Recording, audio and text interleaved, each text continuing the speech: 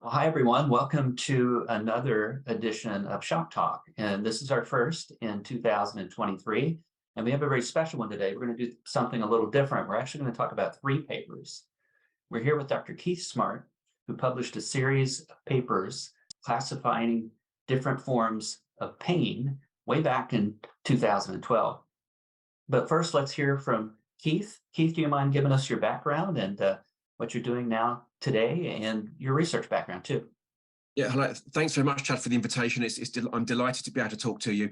Thanks for the invitation. Yeah, so my background is I qualified as a physiotherapist or physical therapist in 1994, and I worked in London, some hospitals in London for a couple of years. And after the sort of a 2-year period of working as what we call a staff grade or rotational physical therapist working in different clinical areas, I specialized in the musculoskeletal field, and carried on working in London for a while.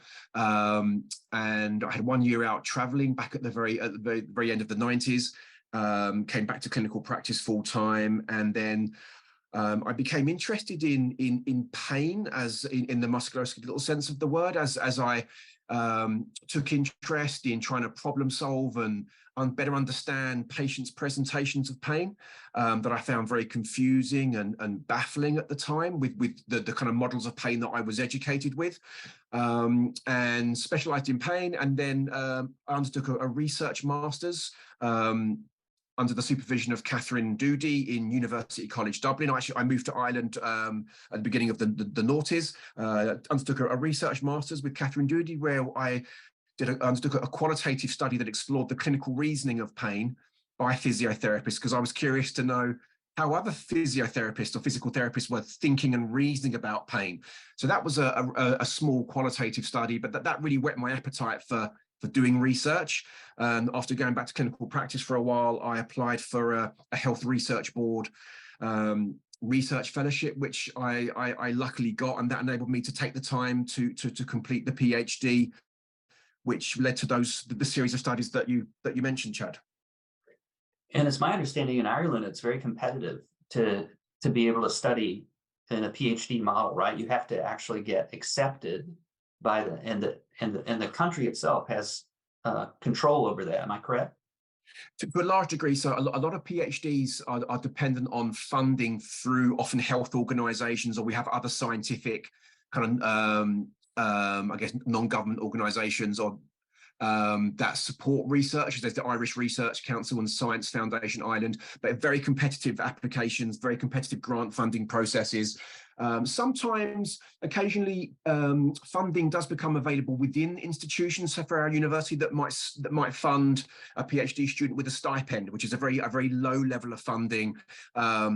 And it can be hard to, for experienced clinicians to take those up. People take on financial responsibilities. They have mortgages, they have families, and these stipends are generally, barely covering living costs. But it can suit perhaps some of the younger cohorts, or the occasional PhD student who perhaps is independently wealthy and can take a pay cut. But yeah, generally it's pretty competitive. I got very lucky. The year that I applied, there's a big funding organization here called the Health Research Board. They ring-fenced money for the therapies, so medics and nurses could not apply, and so it was a smaller pool of people applying, so it was a bit less competitive. So I got lucky, I think, to some degree.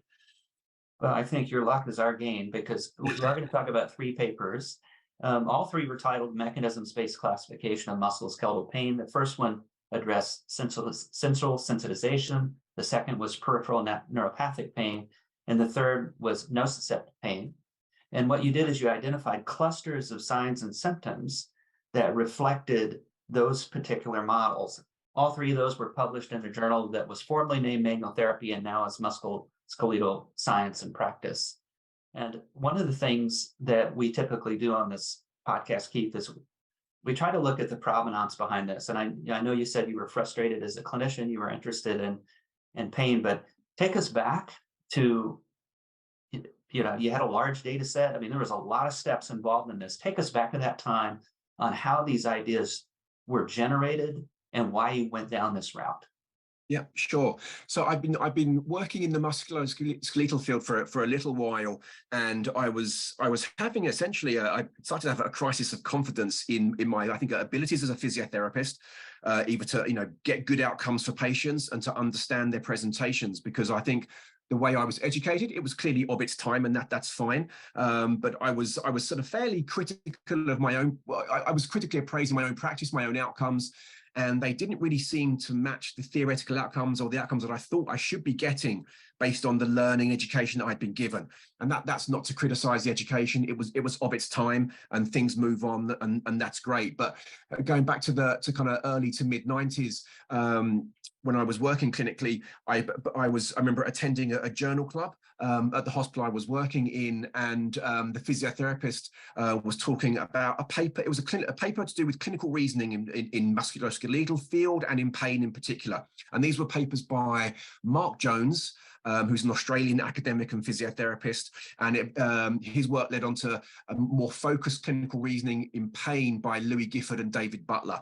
And I remember studying these papers. Once I became familiar with them, I studied them, and the kind of a penny dropped, and I started to think, okay, well, here are some papers that acknowledge the complexity, acknowledge the ambiguity and the variability in clinical presentations of pain, and they seem to be very honest and true to what and to what I was seeing in clinical practice. So I became very interested in their work, and I would go so far as to say that their work had an incredible influence on my career. It kept me interested in pain, and it really it stimulated my interest in pain clinically and also from a research perspective.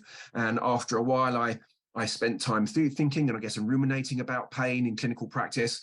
And after I moved to Ireland at the beginning in 2001, soon after, I decided to explore whether clinical reasoning could be researched.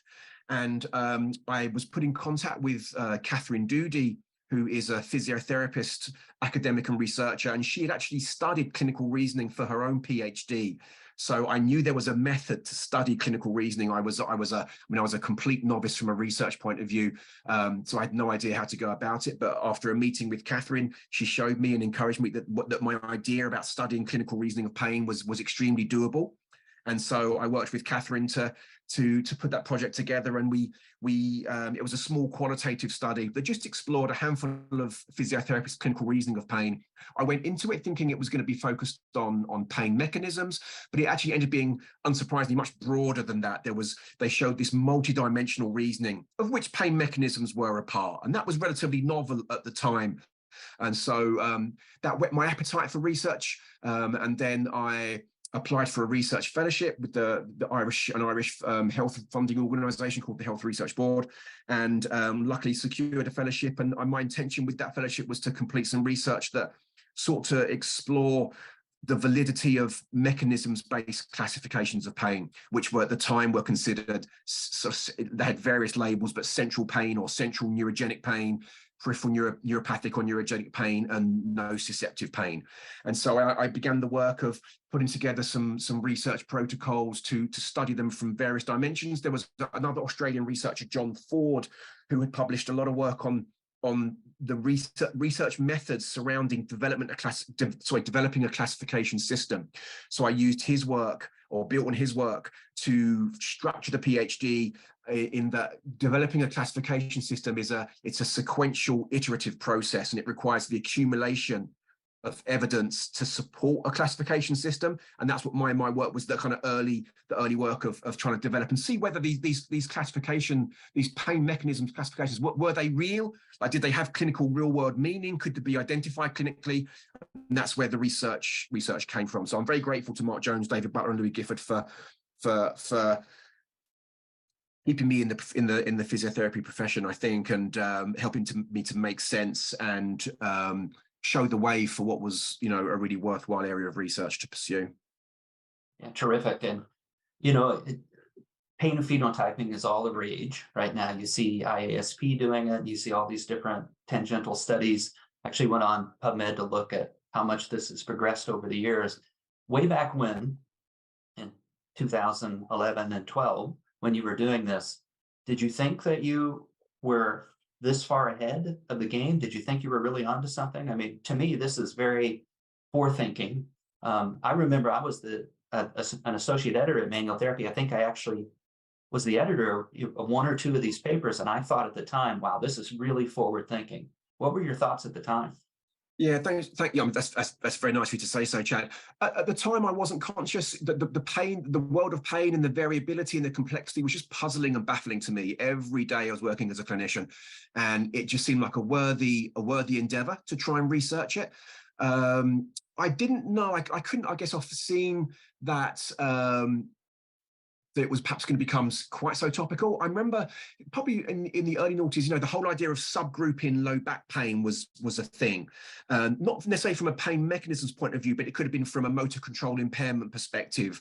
Or I remember Julie Fritz's treatment-based classification system. So there's this kind of growing I guess, movement towards trying to subgroup and categorize patients to see if we could, better understand their presentations or, more potently to optimize outcomes.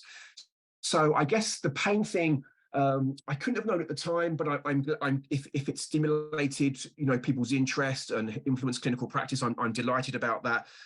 It's always, it's great that research can be meaningful and have impact. And I guess in some ways I perhaps cottoned onto researching something quite as ubiquitous as pain. It had broad applications across the musculoskeletal field, so it had very broad applications. So that's probably one of the reasons that maybe helped it to be perhaps useful.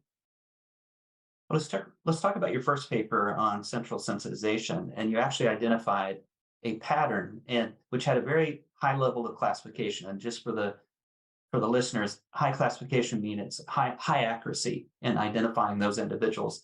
And you found disproportionate, non-mechanical, unpredictable pattern of pain provocation in response to multiple, non-specific, aggravating, or easing factors. And to me, that sounds just like central sensitization. What are your thoughts about how well that has held up over the last decade?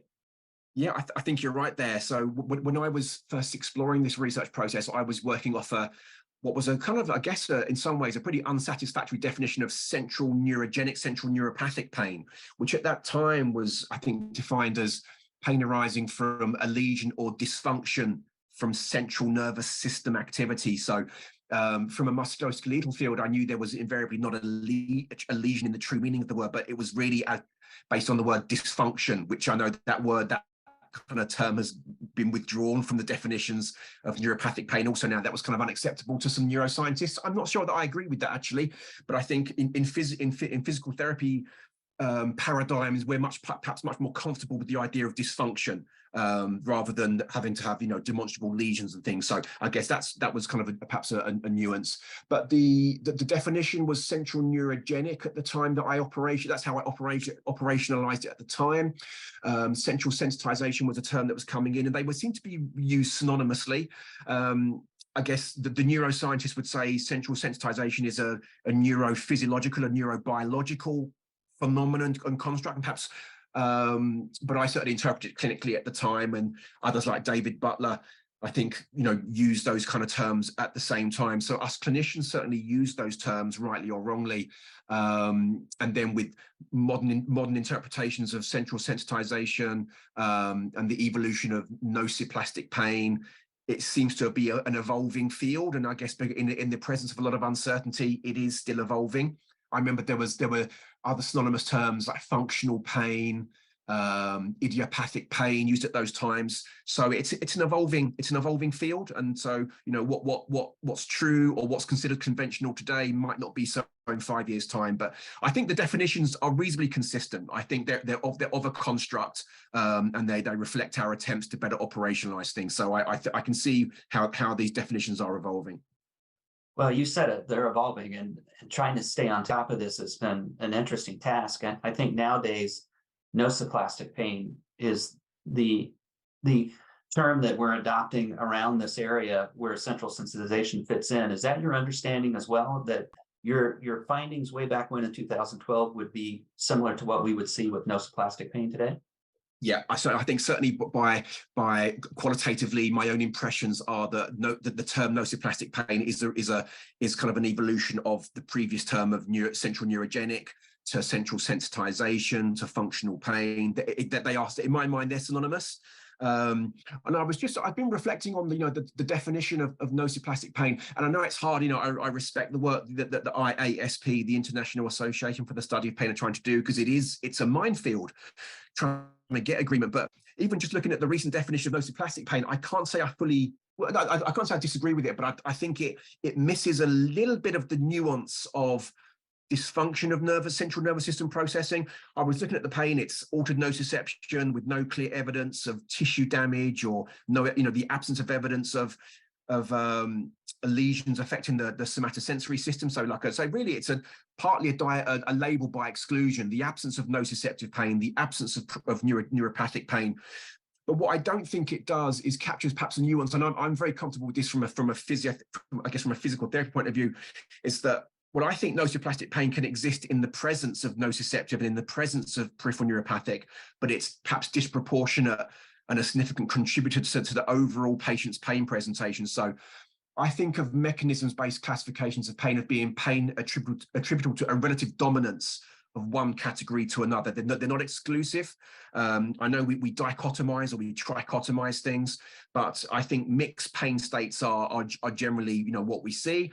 But the one particular classification or category of pain mechanisms contributes to a patient's pain presentation. So I don't know that the current definition of nociplastic pain captures what I would say as I would think of there being the presence of pain amplification, even in the presence of a demonstrable peripheral tissue pathology like osteoarthritis, or peripheral neuropathic pain like a lumbar radiculopathy. I think those things can be there, and a patient can still have a relative dominance of nociplastic pain if we're attributing that patient's pain presentation to some degree of multi-mechanistic dysfunction throughout a widely distributed central nervous system. So that's my personal opinion on it.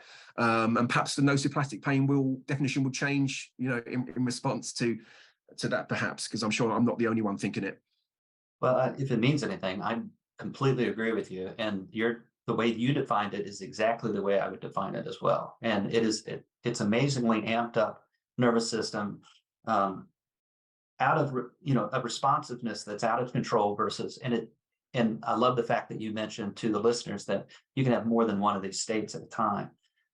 Let's progress on to the second paper, and Yep. This was for neuropathic pain, and you found a cluster of symptoms: history of nerve injury, pathology or mechanical compromise, and pain symptom provocation with mechanical movement tests, either active, passive, or neurodynamic, that move, load, or compress neurotissue. And what are your thoughts about that definition and how well that stands up today?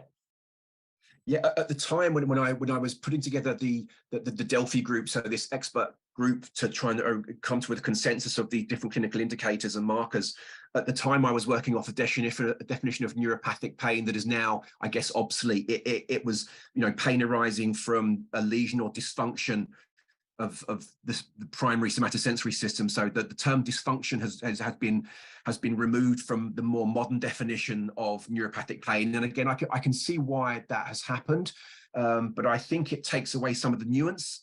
And I think just from our professional background, I think we're more comfortable with the construct of dysfunction. I can understand perhaps for neuroscientists, it's just too nuanced, it's too opaque, too non-specific. I can kind of understand that. So perhaps it's our job to come up with a better definition or interpretations of dysfunction. But it fits, I think, with the modern definition as well. I mean, it embraced, to say, the subtleties of dysfunction, but from the criteria that the Delphi expert panel generated, and the cluster of criteria that the modeling generated, not us. It fits with the sense of neuropathic pain as currently conceived, in my opinion. I don't think there's anything controversial about those clinical indicators at all. I was actually struck just by how few clinical indicators emerged. So just two symptoms and one sign appeared to be highly predictive of a clinical classification of peripheral neuropathic pain. So, there's obviously your listeners and clinicians will be aware of various screening tools for neuropathic pain that may have 10, 20 items on them, whereas our study seems to suggest that clinicians can possibly validly identify a relative dominance of neuropathic pain from just a couple of markers from the clinical interview that they would pick up in a matter of seconds or minutes of undertaking their clinical interview. So very quick, very user, very clinician friendly. Well, you just answered a question I was going to ask you later with respect to how clean and with high classification these are. Can you take us back to how did you collect this data? Was this routine clinical data that were collected, or was it a database, or how did you get a hold of this? Yeah, it was. So I was lucky. I got cooperation from a number of hospital and clinical sites who after we got ethics approval, you know, we had a research protocol in mind, and we developed essentially a manual for how to operationalize all the steps and all the processes. And yeah, the clinicians were great. So I had clinicians in Ireland and in the UK were collecting data over quite a long period of time. And you know better than anyone, Chad, how hard it is to kind of establish and nurture goodwill. Clinicians are so busy; they've got 1,001 other priorities, but they were really generous with their time and work and managed to generate the data for me. So without them, there wouldn't have been such a big data set. So it wasn't a database. It was the patients, the clinicians who were collecting data were themselves clinically classifying patients. And this is where the research, I remember talking to Mick Thacker about this, who was working at Guy's and St Thomas's Hospital in London at the time, because he was involved in this, and he called it dirty research, and he's exactly right. It's subject to all the nuances of clinical practice. In the absence of a gold standard for identifying a patient with nociceptive peripheral neuropathic or central pain, we had to use the so-called reference standard of clinician judgment. So there's a bit of a potential for sort of circularity here, in that we had to, I guess, to some of the clinicians were familiar with the concepts and terms, others were less so. So they had to be educated around what these terms were and what they meant. But the research is dirty in that, you know, they're pre-existing ideas about what constitutes these pain states may have actually contributed to them, you know, ticking the presence or absence of these clinical criteria that we generated from the Delphi study. So it's far from perfect research. It was a way to operationalize and make it as you say, clean and as operationalized as possible. But there are some inherent biases and confounding influences on this research that could have affected the findings. But the way the findings turned out were largely uncontroversial and very much fitted with what we thought. In fact, they were kind of fairly briefer than what we thought. We thought that there might be lots of clinical criteria might be needed to classify patients, but it turned out, I think, in generally speaking, very few, or relatively few, are required. So it came about through a kind of, I guess, an organized program of data collection. We took the Delphi consensus criteria, and the clinicians who were collecting data, they were seeing patients with low back and or leg pain. And after they examined a patient, they ticked whether these range of clinical criteria were present or absent. And we just took all that data, threw it into a computer program, and it told us whether or not, you know, there was essentially a signature cluster of symptoms that were present enough of the time to signal this classification. And that's basically how it worked. So I hope that explains it.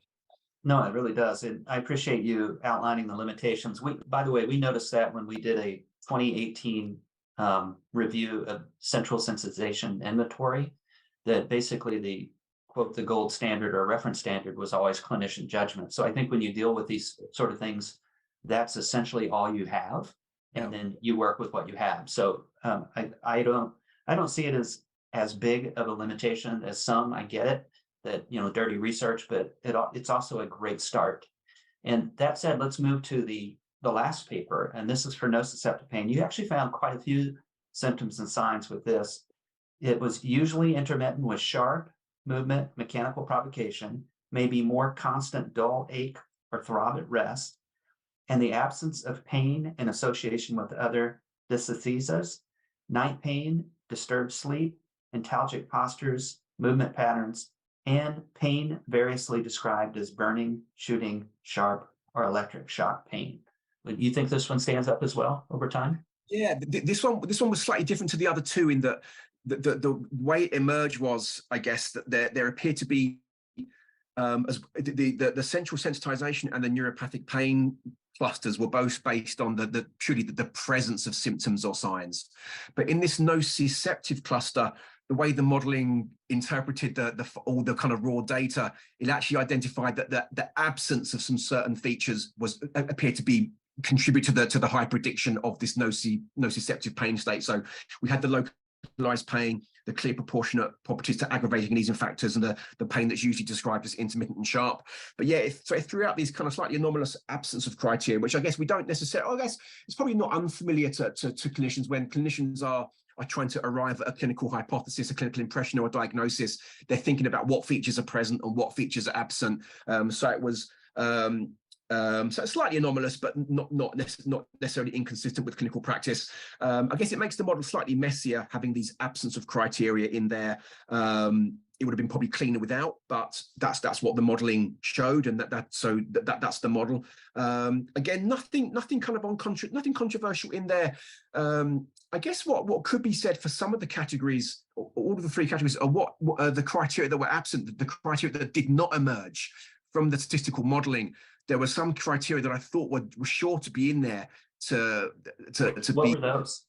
So, for example, say with central sensitization, the central pain, the Delphi experts, agreed that a history of previous failed intervention was going to be a likely marker, but that did not emerge as an indicator of central pain. For neuropathic pain, what was the criteria there I thought was going to emerge? Oh, yeah, I think there was one of, pain described as burning, electric shock-like. Those kind of qualitative descriptors of nerve pain that are almost quintessentially included in all the screening tools, those qualitative descriptors did not emerge from our modeling as a predictor of neuropathic pain. So it's actually sometimes more the absence of some of the criteria that I thought were going to emerge, but didn't, I thought were interesting. So in a second, I'm going to ask you a question, because I know you and I are working together on a treatment framework study that looks at different treatments for each pain phenotype. But I want to ask you this. Do you feel that understanding the different pain classifications should improve overall outcomes, especially, in this day and age, we don't see a real dominance of one intervention versus another, or as you mentioned earlier, treatment-based classifications really haven't panned out as being really valuable in changing outcomes. Do you think understanding the different dominant pain classifications or dominant pain phenotypes really has a possibility to improve our outcomes? Yeah, I do think it has a possibility that it could improve outcomes, and I guess that the nuance is how we define those outcomes. So they could be patient related. So it could be about pain, disability, quality of life, their perceptions of global impressions of change. Whether we see improvements in those kind of patient-facing outcomes, I don't know. I really hope we do. But I'm not sure. Something pretty amazing is going to happen for outcomes in chronic pain disorders to change substantially. It's a generalization, but if you see a clinical trial that changes pain 10%, that's they're hitting just about these minimal clinical important differences. They hover around this 1 to 2 point change on 11 points pain scale, or about 10%. It's pretty unusual for effect sizes to get better than that. But maybe we can, and I'd love to get better patient outcomes. I mean, that's what we're all here for. I wonder if outcomes are due to if some of those outcomes reflect efficiency of practice, or staying away perhaps of cost effectiveness. So perhaps they might discourage us from using what might be termed low value care. So, or interventions that we thought we might use, but actually once we're happy and comfortable that a patient, for example, has a relative dominance of nociplastic pain or central sensitization, that should cue us to think, okay, well, I'm not going to use X, Y, and Z.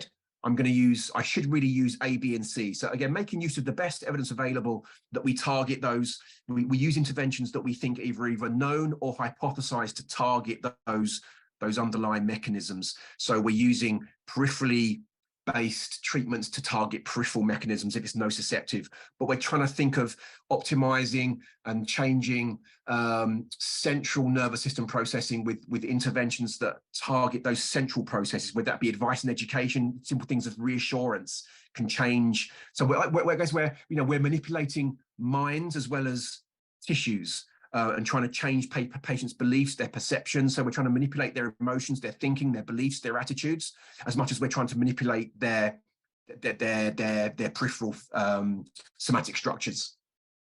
Well, that was going to be the next question I ask you. So I'm gonna throw it back at you. And what would you say to that person who claims you should do that with every patient? That we should have a more of a consistent approach with every patient where we target the mind and we target the periphery. We target all of those. What are your thoughts? Yeah, I agree. I mean, we're you know, most clinicians now, I think, are educated according to the, you know, the biopsychosocial models of pain and illness and disability, and we recognise and acknowledge the multidimensionality of patients' pain and disabilities. And so I think the treatments need to be similarly multimodal and multidimensional. So I think I think one of the real positives of the pain mechanisms based approach is it embraces the complexity and variability, and it sort of makes it okay to be unsure. It makes it okay to say, well, this is really challenging and difficult. But what it does, it gives us a platform from which to develop treatments, whether it be pain neuroscience education, using manual therapy selectively to try and influence pain processing, whether it be peripherally or centrally, in conjunction with other treatments, respecting patients' beliefs and preferences for treatment, but respecting the clinical guidelines, respecting the emerging neuroscience as well. So it's a really challenging thing to do, but I actually think it's liberating. It's so much more satisfactory. It's so much more credible to try and, you know, to use as a physical therapist, we're so good at assessing patients. We're so good at assessing patients, and we should make use of those assessment skills. And we're really good. We've got a toolbox of treatments. We've got colleagues with skill sets that extend beyond our own, and we can use our own toolbox. We can use the skill sets of others to try and get, you know, optimize outcomes and do our best by patients. You know, they deserve no less. Really eloquently said. So as we wrap up, what are you working on now? Have you used this work as a springboard to continue to work? Tell us what you've got going on. I still have an active research interest in all things pain related. I recently moved to University College Dublin as a lecturer there, so I'm starting to do a little bit of work and get interested in pain education for clinicians. But I'm still, I've had experience in the past of supervising and co-supervising students looking at pain sensitization in osteoarthritis. I have a PhD student at the moment. Her name is Natasha Hinwood, and she's started a lovely program of PhD studies. The main one is a longitudinal study exploring multidimensional pain profiles in people living with obesity. So she's looking at the severity of pain. It's the pain-related disability. She's looking at central sensitization. She's looking at neuropathic markers of neuropathic pain mechanisms as well, but from a broader multidimensional pain profiling approach. So it's descriptive, and she'll be looking at the trajectories of pain of people living with obesity over time. So we're sort of really excited to see how that study evolves. So I'm still very much interested in things pain related. There's research projects ongoing, again, including your one, Chad, that you're heading up, the treatment framework within manual therapy set against the backdrop of these three pain phenotypes. And it'd be great to bring these categories of pain mechanisms very much clinician facing and patient facing, and see again, how can we evolve the manual therapies, how can we evolve the musculoskeletal interventions we have to try and tailor them, because it's very contemporary. So it's great to be part of your research team, Chad, and I'm looking forward to seeing where it goes. But yeah, so still very much actively involved in all things pain related.